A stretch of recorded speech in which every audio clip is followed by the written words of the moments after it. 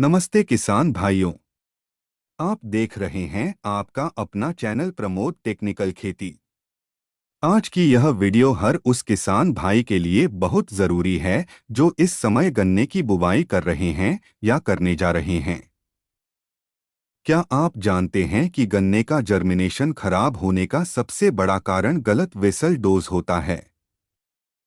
अगर आप गन्ने की खेती करते हैं और आपके खेत में जमाव सही नहीं होता, फुटाव कमजोर रहता है या खाली जगह ज्यादा दिखाई देती है, तो इसका मुख्य कारण बुवाई के समय खाद डालने की गलत तकनीक होती है।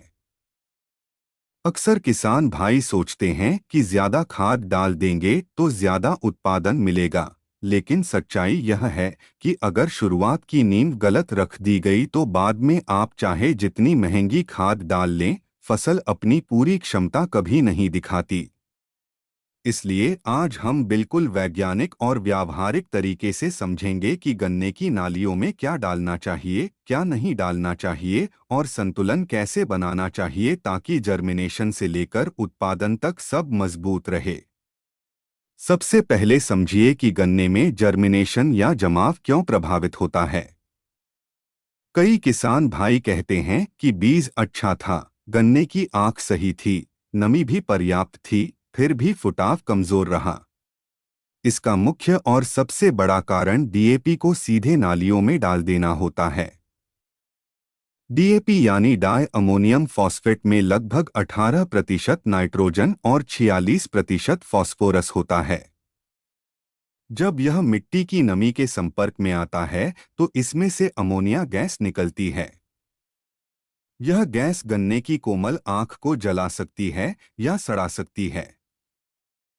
खासकर अगर खाद और बीज के बीच सीधा संपर्क हो जाए तो नुकसान ज्यादा होता है। इसका परिणाम यह होता है कि जमाव असमान हो जाता है, कुछ पौधे जल्दी निकल आते हैं और कुछ जगह खाली रह जाती है।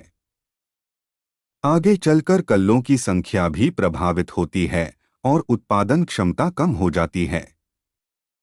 इसलिए अगर आप डीएपी का प्रयोग करना चाहते हैं तो उसे कभी भी सीधे नालियों में न डालें।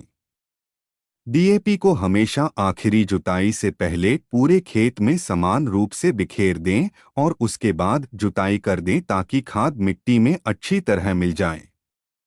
अब सवाल यह आता है कि अगर नालियों में वेसल डोज देना है तो सबसे बेहतर विकल्प क्या है?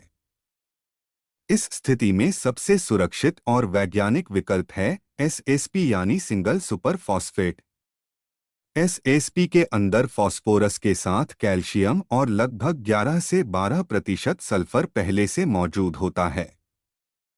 यही कारण है कि गन्ना अनुसंधान संस्थान भी बुवाई के समय एसएसपी को प्राथमिकता देने की सलाह देते हैं। फास्फोरस जड़ विकास को मजबूत करता है, कैल्शियम मिट्टी की संरचना को बेहतर बनाता है और सल्फर पौधे के अंदर प्रोटीन निर्माण में मदद करता है। आप 1 एकड़ में 2 से 3 बैग एसएसपी नालियों में दे सकते हैं। इसे नाली की मिट्टी में हल्का मिलाकर दें और सीधे गन्ने की आंख के संपर्क में न रखें।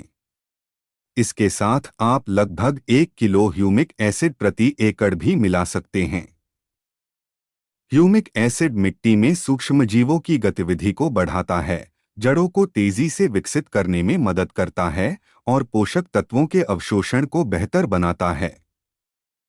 इससे फुटाव मजबूत होता है और पौधे की शुरुआती ग्रोथ अच्छी रहती है। लेकिन अगर आपने आखिरी जुताई के समय डीएपी पहले ही डाल दी है तो घबराने की जरूरत नहीं है। ऐसी स्थिति में आपको नालियों में संतुलन बनाना होगा क्योंकि डीएपी में सल्फर नहीं होता। इसलिए आपको नालियों में लगभग 1 किलो प्रति एकड़ ह्यूमिक एसिड और लगभग 3 किलो सल्फर 80% WDG का प्रयोग करना चाहिए। इन दोनों को किसी फसल अवशेष जैसे भूसा, सूखी पत्तियां, हरा चारा या हल्की मिट्टी में अच्छी तरह मिलाकर नालियों में डालें और उसके ऊपर गन्ने की बुवाई करें। सल्फर 80% WDG न केवल पौधे को आवश्यक पोषण देता है बल्कि मिट्टी में सूक्ष्मजीव गतिविधि को सक्रिय करता है और शुरुआती फफूंद संक्रमण को भी नियंत्रित करने में मदद करता है।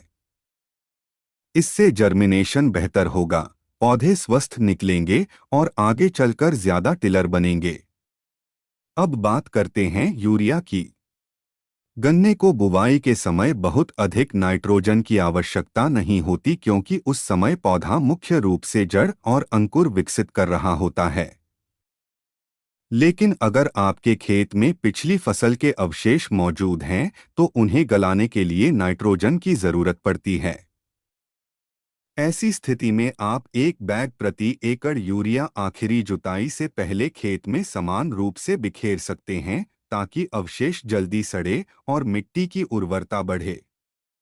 लेकिन ध्यान रहे कि यूरिया को भी सीधे नालियों में डालने की गलती बिल्कुल न करें, क्योंकि इससे भी बीज को नुकसान हो सकता है।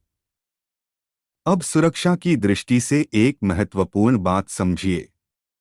अगर आपके खेत में पहले से दीमक या सफेद गिडार की समस्या है, तभी आप नालियों में फिप्रोनिल 5% दानेदार लगभग 5 किलो प्रति एकड़ की दर से उपयोग करें। लेकिन अगर ऐसी कोई समस्या नहीं है, तो बेवजह कीटनाशक डालकर मिट्टी के मित्र कीटों और लाभकारी सूक्ष्मजीवों को नुकसान न पहुंचाएं। स्वस्थ मिट्टी ही मजबूत और अधिक उत्पादन देने वाली फसल की नींव होती है। इसलिए कीटनाशक का उपयोग केवल आवश्यकता होने पर और वैज्ञानिक सलाह के आधार पर ही करें। अगर हम पूरे वेसल डोज के वैज्ञानिक गणित को सरल भाषा में समझें, तो एक स्पष्ट फार्मूला सामने आता है। अगर आप नालियों में एसएसपी डाल रहे हैं, तो आपको अलग से सल्फर डालने की जरूरत नहीं है, केवल ह्यूमिक एसिड पर्याप्त है। लेकिन अगर आपने आखिरी जुताई में डीएपी डाल दी है, तो नालियों में ह्यूमिक एसिड और सल्फर 80% WDG का कॉम्बिनेशन जरूर दें, ताकि पोषण का संतुलन बना रहे। किसी भी तेज या रासायनिक खाद को सीधे गन्ने की आंख के संपर्क में न आने दें। यही सबसे महत्वपूर्ण सावधानी है, जो आपकी फसल को शुरुआती नुकसान से बचाएगी। ऐसा वैज्ञानिक और संतुलित तरीका अपनाने से गन्ने का जमाव एकसार होगा, खाली जगह कम होंगी, कल्लों की संख्या बढ़ेगी, तना मजबूत बनेगा और उत्पादन में स्पष्ट वृद्धि देखने को मिलेगी। याद रखिए किसान भाइयों, गन्ने की खेती में नींव जितनी मजबूत होगी, परिणाम उतना ही बेहतर होगा। शुरुआत में सही वेसल डोज अपनाना ही पूरे साल की सफलता की गारंटी है। किसान भाइयों, खेती केवल मेहनत का नाम नहीं है, बल्कि सही जानकारी और सही तकनीक का उपयोग करने का नाम है। अगर यह वीडियो आपको उपयोगी लगी हो, तो वीडियो को लाइक करें, अपने अन्य किसान साथियों के साथ जरूर शेयर करें और प्रमोद टेक्निकल खेती चैनल को सब्सक्राइब करना न भूलें। हम आपके लिए ऐसी ही वैज्ञानिक और व्यवहारिक जानकारी लगातार लाते रहेंगे। धन्यवाद किसान भाइयों।